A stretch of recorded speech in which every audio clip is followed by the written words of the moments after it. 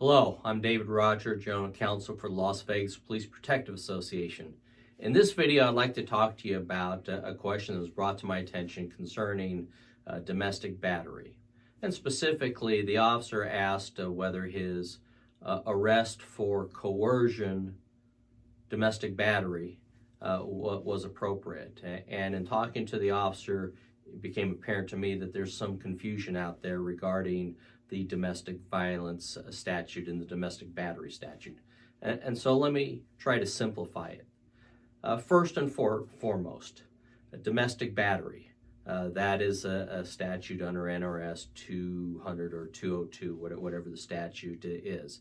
And that statute requires two things. One, it requires the victim to be in a domestic relationship with the individual, and two, that there be an actual battery. That is the only charge that you can file or you can arrest someone for under that statute. So it is a domestic battery.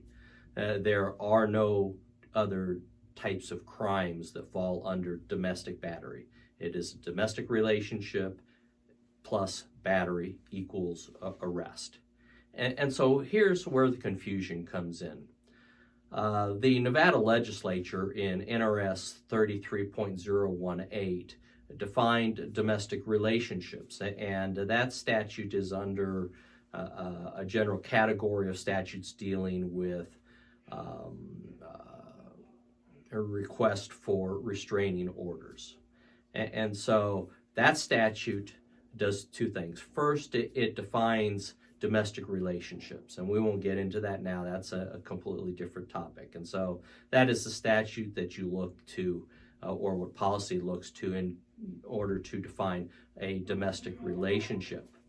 Subsequently, however, the Nevada legislature recognized that it's important to have documentation or reports when there are acts of domestic violence, and that those reports are accessed by the family court judges in determining whether to grant a request for a restraining order. So instead of having a separate statute, they amended the statute to define what types of acts of domestic violence require reports. And so under that same statute, it talks about the different types of acts that require a report. They could be the actual domestic battery, of course, that would cause you to have to complete this report. Assault, coercion, sexual assault, some types of crimes that are intended to harass the victim who's in a domestic relationship, false imprisonment, and even pandering. And so all of those types of crimes or acts don't constitute a separate charge, but instead trigger your requirement to complete a report.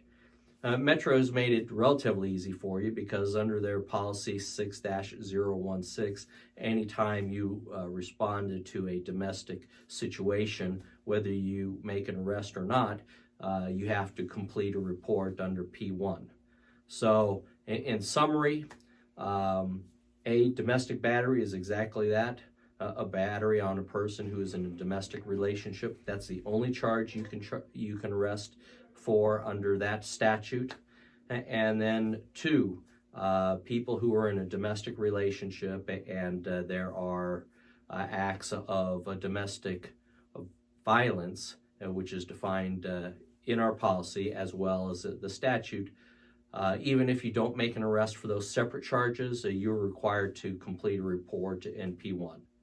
And then finally, of course, if you have evidence of a sexual assault, all of those other crimes, you can charge them as their independent crimes, but there is no domestic violence /